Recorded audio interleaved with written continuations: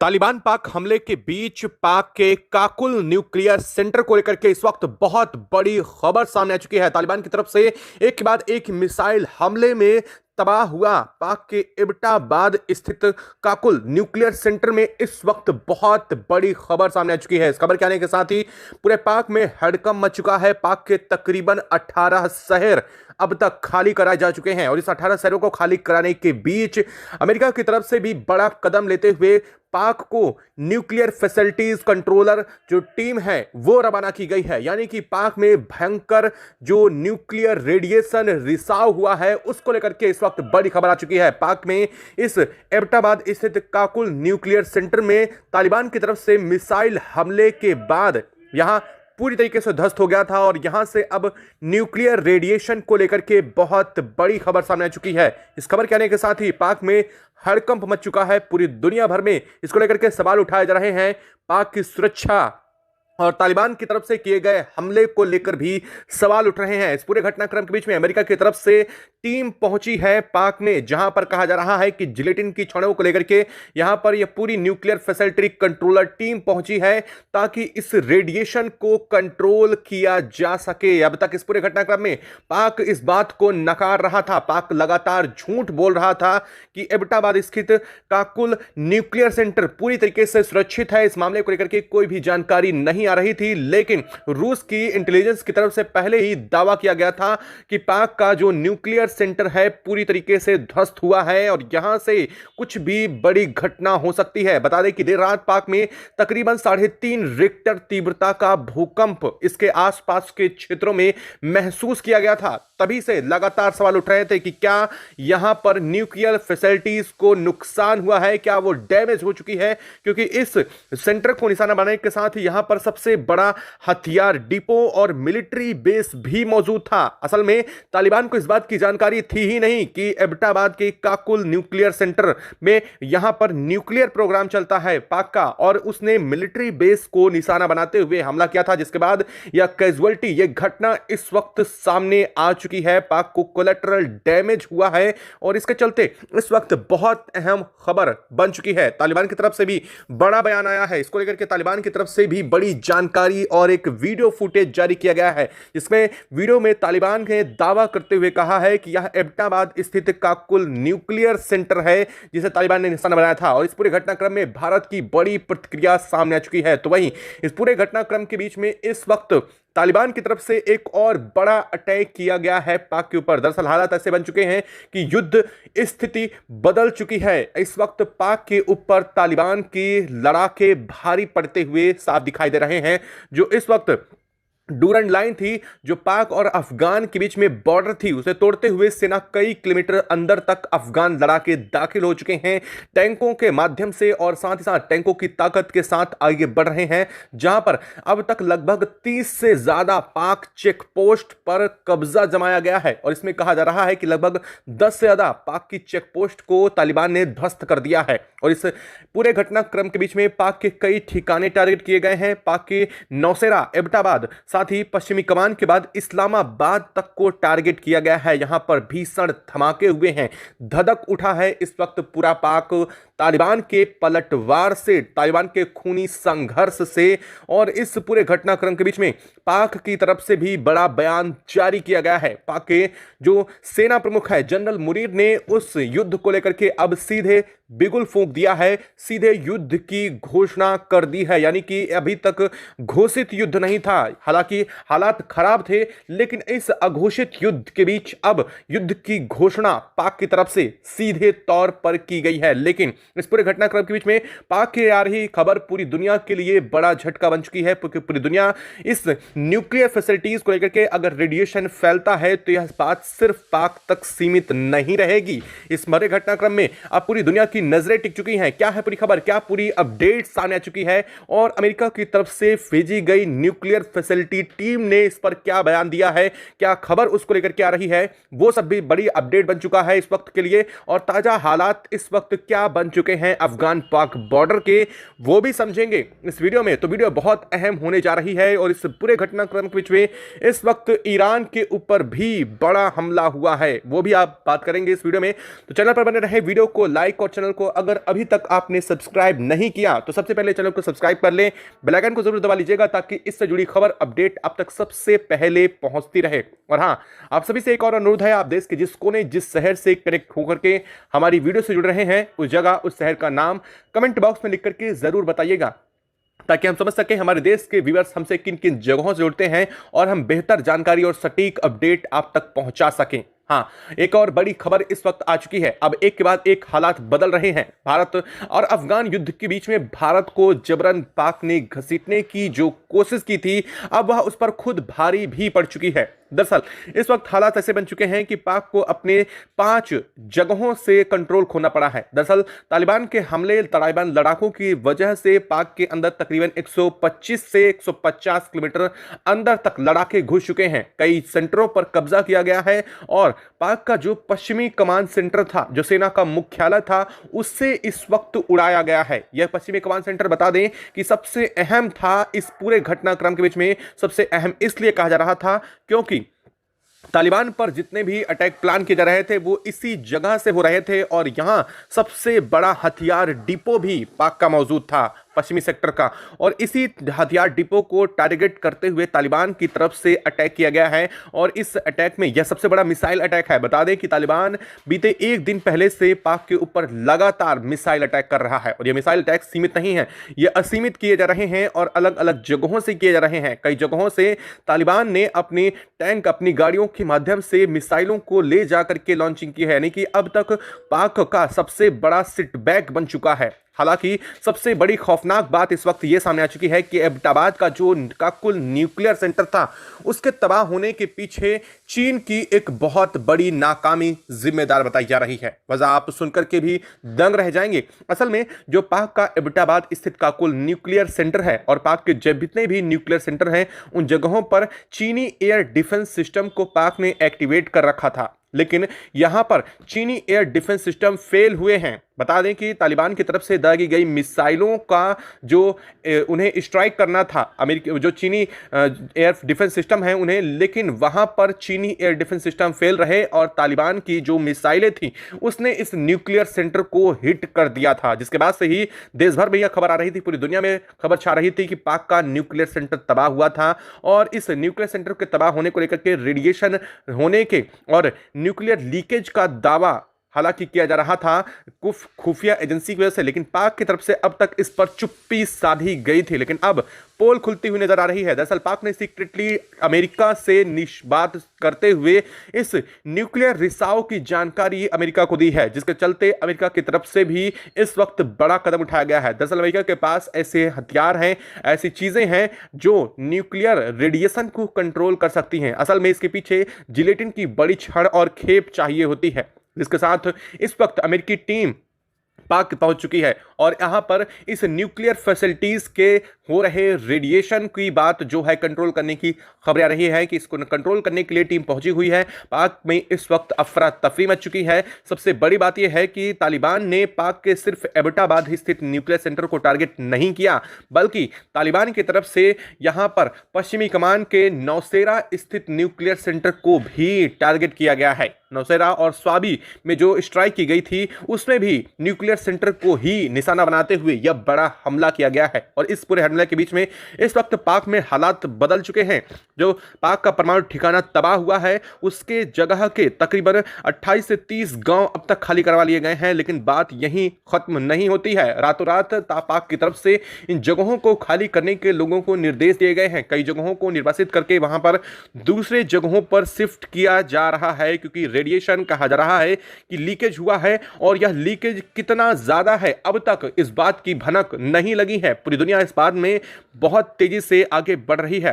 हालांकि इसको लेकर के पाक के इस घटनाक्रम के बाद जो अमेरिकी राष्ट्रपति डोनाल्ड ट्रंप हैं उनकी तरफ से जो बयान आया है उससे साफ हो चुका है कि पाक में अंदर भी इस वक्त न्यूक्लियर रेडिएशन लीकेज हुआ है। क्योंकि अमेरिकी राष्ट्रपति डोनाल्ड ट्रंप ने कहा है कि कुछ देश ऐसे होते हैं जिनके पास न्यूक्लियर फैसिलिटीज नहीं होनी चाहिए। कुछ लोग ऐसे हैं, कुछ ऐसे देश हैं जिन्हें न्यूक्लियर फैसिलिटीज को संभालना तक नहीं आता है। यह कहा गया है ट्रंप की तरफ से। इसका साफ मतलब यह है कि इस वक्त हालात जो बने हुए हैं पाक में, उस पर ट्रंप ने सीधा बयान पाक पर दिया है। और इसी पूरे घटनाक्रम के बीच में ईरान के ऊपर जो हमले किए गए हैं उसे भी इसी बात से जोड़ करके देखा जा रहा है।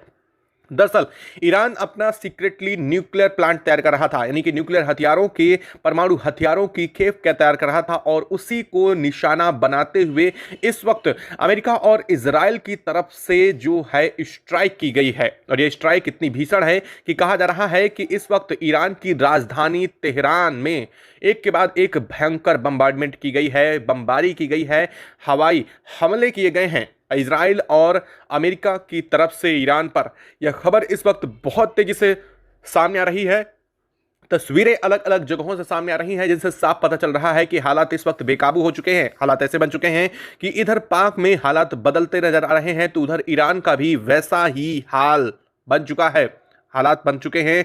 तालिबान ने कहा है कि उन्होंने पाक के तमाम लड़ाकों को पकड़ रखा है, तमाम जो सैनिक हैं उन्हें बंदी बना रखा है। कई लाशों के अंबारों की बात कर रही है, लेकिन यह बात कहां तक सच है वो तस्वीरें साफ बता रही हैं। तालिबान ने एक के बाद एक कई फुटेज जारी किए हैं जो ड्रोन अटैक के हैं। तालिबान ने साफ कहा है कि हमने पाक के तमाम सेंटर इस वक्त ध्वस्त कर दिए हैं और आने वाला समय पाक के लिए और भी ज़्यादा खराब होने वाला है, क्योंकि कहा जा रहा है तालिबान ने, अफगान ने इस वक्त पाक के कई ठिकानों के चीथड़े उड़ा दिए हैं। पाक के अंदर घुस करके तालिबान का यह सबसे बड़ा हमला रहा है, अब तक का सबसे बड़ा पलटवार था।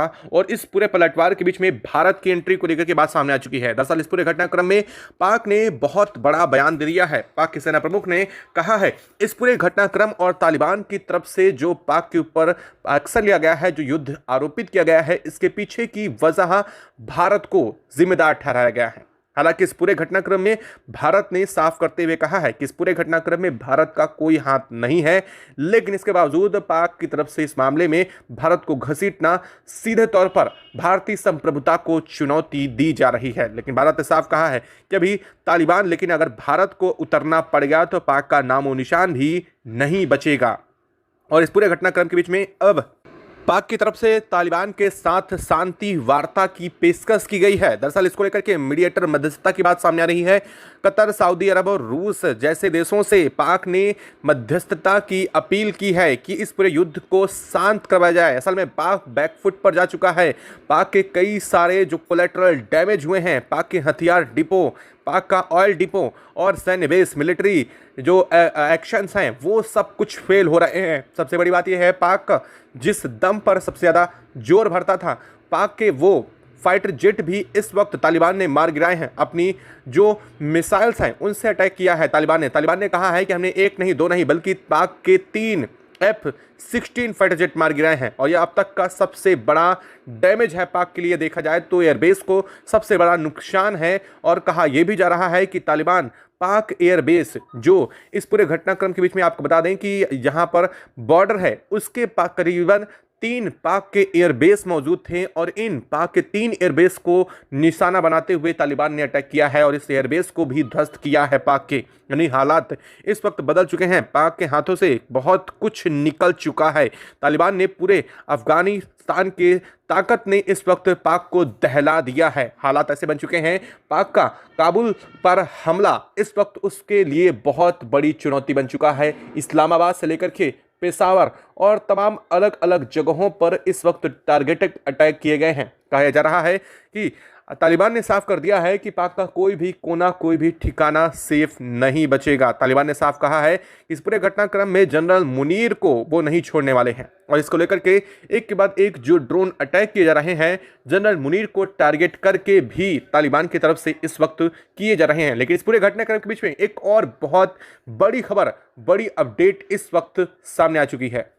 इस वक्त शहबाज शरीफ और जनरल मुनीर की हालत खराब हो चुकी है। हालात ऐसे बन चुके हैं कि पाक में स्थितियां कंट्रोल से बाहर हो चुकी हैं। तालिबान इस वक्त सीमा को, बॉर्डर को तोड़ते हुए तकरीबन 20,000 के साथ लड़ाके अंदर पाक में दाखिल हो चुके हैं और ये लड़ाके एक के बाद एक पाक की कई चेकपोस्ट, चौकियों को अपने कब्जे में ले रहे हैं। कई जगहों पर चौकियों और चेकपोस्ट को पूरी तरीके से ध्वस्त किया गया है। बता दें कि तालिबान की तरफ से जो इस वक्त पाक का सबसे बड़ा वेस्टर्न कमांड सेंटर था, वो कमांड सेंटर जहां से पूरा का पूरा एक आर्मी कैंप तैयार किया जाता था, उस कमांड सेंटर को ध्वस्त किया गया है और यहां पर इस वक्त तालिबान की तरफ से एयर स्ट्राइक भी की जा रही है। बता दें कि स्ट्राइक में तालिबान ड्रोन्स का इस्तेमाल कर रहा है और इन ड्रोन्स के इस्तेमाल से तालिबान अफगानिस्तान की तरफ से पाक की राजधानी तक को टारगेट किया गया है। तालिबान के इस झटके से इस वक्त पाक पूरी तरीके से धधक रहा है। अलग अलग जगहों से धमाकों की बड़ी खबरें सामने आ चुकी हैं। बता दें कि अब तक 12 घंटे के अंदर अंदर तालिबान के अटैक से लगभग 40 ठिकानों पर हमला किया गया है। यह कोई सामान्य बात नहीं है। 40 ठिकानों पर आनन फानन तालिबान के इस हमले में पाक ने भारत का जिक्र और भारत का नाम लिया है। दरअसल पाक इस पूरे घटनाक्रम के पीछे भारत को जिम्मेदार बता रहा है। पाक ने यह कहा है कि इन सब के पीछे की वजह भारत है। भारत की सह पर ही तालिबान इस वक्त अफगानिस्तान की तरफ से यह पूरा का पूरा काम किया जा रहा है और इस पूरे घटनाक्रम में भारत का पूरा सपोर्ट अफगानिस्तान को है और इसी वजह से अफगानिस्तान किसी भी कीमत पर सीमा पर सेलिंग रोकने को तैयार नहीं है। अब इस पूरे घटनाक्रम में पाक ने एक और बड़ा दावा किया है। पाक की तरफ से कहा गया है कि उसके 55 सैनिकों को, यानी कि तालिबान के 55 लड़ाकों को मार दिया गया है। लेकिन वहीं तालिबान बड़ा दावा कर रहा है कि उन्होंने उनके 500 से ज्यादा सैनिकों को खत्म कर दिया है और इस पूरे घटनाक्रम में कहा यह भी जा रहा है कि 155 से ज्यादा पाक सैनिकों को बंदी बना करके गिरफ्त में ले लिया गया है। यानी कि पाक के लिए बहुत बड़ा सिट बैक साबित हो रहा है। पाक को लगा था कि तालिबान और अफगानिस्तान कमजोर है, लेकिन असल में उसकी चाल खुद उस पर उल्टी पड़ चुकी है। दरअसल इस वक्त गुलशन ए इकबाल में भी 6 अलग अलग जगहों पर भीषण ब्लास्ट हुए हैं। यह वो जगह है पाक की जहां पर सबसे ज्यादा सेना के बेसेस बने हुए हैं, जहां पर सबसे ज्यादा सेना की चौकसी और रडार सिस्टम मौजूद है। इन रडार सिस्टम को भी टारगेट करते हुए इस वक्त पूर्णतः ध्वस्त किया गया है। ये तालिबान का इस वक्त एक के बाद एक बड़ा मास्टर स्ट्रोक सामने आ चुका है। कहा जा रहा है कि हवाई हमले में 200 से ज्यादा लोग घायल हो चुके हैं। ये तस्वीरें साफ बता रही हैं कि इस वक्त जलजला पाक के अंदर आ चुका है। तालिबान का यह कदम इस वक्त पूरी तरीके से पाक के ऊपर बहुत भारी पड़ चुका है और पाक के ऊपर उठाया गया कदम तालिबान के बीच इस पूरे घटनाक्रम में भारत को घसीटना पाक की बड़ी गलती बन सकती है। भारत ने इसको लेकर के भारतीय विदेश मंत्रालय की तरफ से साफ जारी किया गया है कि भले ही अफगान को भारत का सपोर्ट रहा हो, लेकिन इस युद्ध के पीछे भारत की कोई मंशा नहीं थी। जिस तरीके से पाक ने भारत के ऊपर इल्जाम लगाते हुए यह कहा है कि भारत इस सब के पीछे वजह है, इस पर भारत ने सीधी प्रतिक्रिया दी है। भारत ने कहा है कि अगर भारत को ऐसा ही करना होता तो भारत के पास युद्ध करने के तमाम तरीके हैं और जिस तरीके से पाक की तरफ से घुसपैठ की जा रही थी उस पर भारत खुद अपने युद्ध की घोषणा कर सकता है। लेकिन इस सब के पीछे भारत को किसी के पीठ पीछे छिपकर वार करने की जरूरत नहीं है। इस पूरे को लेकर के जनरल मुनीर ने भारत को निशाना साधा था, लेकिन अब जनरल मुनीर खुद अपने चाल में फंसते हुए नजर आ रहे हैं। शाम होने के साथ ही इस वक्त हालात अलग अलग जगहों से पलट करके साफ दिखाई दे रहे हैं। जिस तरीके से हालात बदले हैं, तालिबान फौज इस वक्त हवाले से पाक में हड़कंप मच चुका है। हालांकि बता दें कि पाक के अफगान के बीच इस हमले को लेकर के सऊदी अरब, जो अब तक पाक के साथ खड़ा होने की बात कर रहा था, जो अब तक सऊदी अरब कह रहा था कि अफगानिस्तान के हमले के खिलाफ वह पाक के साथ है, अब इस पूरी तबाही के बीच सऊदी अरब भी पलटता हुआ दिखाई दे रहा है। और इस पूरे घटनाक्रम के बीच में अब अफगानिस्तान को लेकर के और अफगानिस्तान वॉर के चलते अब जो पाक के पीएम शहबाज शरीफ है, उन्होंने कतर, सऊदी और रूस से मध्यस्थता को लेकर के अपील की है। यानी कि इस पूरे युद्ध को शांत कराने की अपील की जा रही है। इस वक्त पाक की तरफ से पाक चाहता है कि इस युद्ध को किसी भी तरीके से रोका जाए, लेकिन अब जो बड़ी खबर आ रही है वो पूरी दुनिया को और भी ज्यादा चौंका रही है। दरअसल इस वक्त अफगानिस्तान का जो बगराम एयरबेस है वो एक बार फिर चर्चा में आ चुका है। वजह साफ है कि बगराम एयरबेस पर इस वक्त हलचल तेज चल रही है। कहा जा रहा है बगराम एयरबेस पर, जहां बीते 2 दिन पहले भारत का C-17 ग्लोब मास्टर उतरा था, उसी बगराम एयरबेस को इस वक्त सैन्य छावनी के रूप में तब्दील कर दिया है। यानी कि पाक पर किए जा रहे टारगेटेड हमले जो हैं वो बगराम एयरबेस से तैनात किए जा रहे हैं। बगराम एयरबेस इस वक्त सैन्य छावनी के रूप में तब्दील है। तो वहीं भारत की एंट्री इस पूरे घटनाक्रम में और भी दिलचस्प तब हो जा रही है जब भारत ने साफ कर दिया है कि अगर पाक की तरफ से एयर स्ट्राइक की जाती है तालिबान पर तो इसका जवाब पाक को देना होगा। और भारत इस मामले में अभी कोई इंटरेस्ट नहीं ले रहा है। भारत इस मामले में कोई भी अपनी एंट्री नहीं लेना चाहता, लेकिन इसके बाद एंट्री लेना भारत की मजबूरी जरूर बन सकती है। यानी कि भारत ने इस पूरे घटनाक्रम को साफ करते हुए कहा है कि अब जल्द ही इस पूरे मामले में भारत अपना बड़ा पक्ष साफ करने जा रहा है। पाक का परमाणु सेंटर इस वक्त पूरी दुनिया में चर्चा का विषय बन चुका है। वहीं इस घटनाक्रम के बाद पाक के इस एबटाबाद के न्यूक्लियर सेंटर पर हुए धमाकों के बाद से चीनी डिफेंस सिस्टम को लेकर भी सवाल उठ रहे हैं। दरअसल बता दें कि पाक का जो यह एबटाबाद के पास काकुल न्यूक्लियर सेंटर है, यहां पर चीनी एयर डिफेंस सिस्टम मौजूद थे, लेकिन इसके बावजूद जो अफगानिस्तान की मिसाइलें हैं उन्होंने इस सेंटर को तबाह किया है। इसका मतलब यह है कि यहाँ पर चीन का जो एयर डिफेंस सिस्टम है वो पूरी तरीके से फेल हो चुका है। पाकिस्तान की हेकड़ी जिस एयर डिफेंस सिस्टम के दम पर वह बात कर रहा था, वो एयर डिफेंस सिस्टम इस्लामाबाद में भी फेल हुआ है। बता दें कि एबटाबाद और इस्लामाबाद में चीनी एयर डिफेंस सिस्टम मौजूद थे, इसके बावजूद इन जगहों पर धमाके हुए हैं, इन जगहों पर मिसाइल अटैक हुए हैं। इससे साफ पता चलता है कि चीनी एयर डिफेंस सिस्टम फुस निकले हैं और हालात इस वक्त पाक के अब बाहर निकल चुके हैं। और इसी पूरे घटनाक्रम के बीच में पाक की तरफ से ऐलान जंग किया गया है। जी हां, पाक ने साफ कहा है कि इस पूरे घटनाक्रम में अब ऐलान जंग घोषित किया जाता है। यानी कि अब पाक अपनी पूरी क्षमता के साथ हमला करने को लेकर के तैयारी बना रहा है।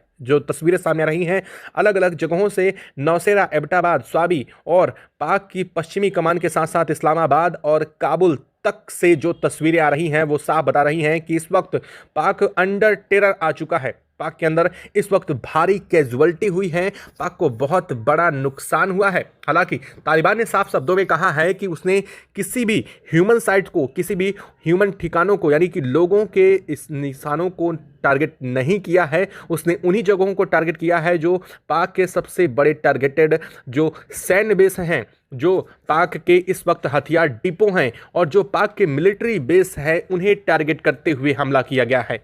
तालिबान की तरफ से साफ कहा गया है कि उन्होंने आम लोगों को निशाना नहीं बनाया है, बशर्ते पाक सेना उनके पीछे छुपने की कोशिश ना करे, उनकी आड़ में छुपने की कोशिश ना करें। बता दें कि इस वक्त पाक के ऊपर तालिबान ने इस वक्त पाक के जो रेलवे है उसके ऊपर भी, ट्रेन के ऊपर बड़ा अटैक किया है। और ट्रेन के ऊपर अटैक के बाद से कहा जा रहा है कि पाक में इस वक्त पूरी तरीके से संचार सिस्टम जो है, जो दक्षिणी कमान और पश्चिमी कमान को जोड़ने वाला था, वो टूट चुका है। यानी कि इस वक्त कनेक्टिविटी को लेकर भी सीधे तौर पर इस वक्त तालिबान की तरफ से डैमेज किया गया है। यह कोलेटरल डैमेज है और कहा जाता है कि वास्तव में सबसे पहले टारगेटेड इन्हीं ठिकानों को और तेल डिपो को अगर निशाना बनाया जा रहा है, हथियार डिपो को निशाना बनाया जा रहा है, यानी कि अफगानिस्तान पूरी ताकत के साथ पाक पर टारगेटेड अटैक कर रहा है। और अब इस मामले को लेकर के एक और बहुत बड़ी खबर, बड़ी अपडेट सामने आ रही है।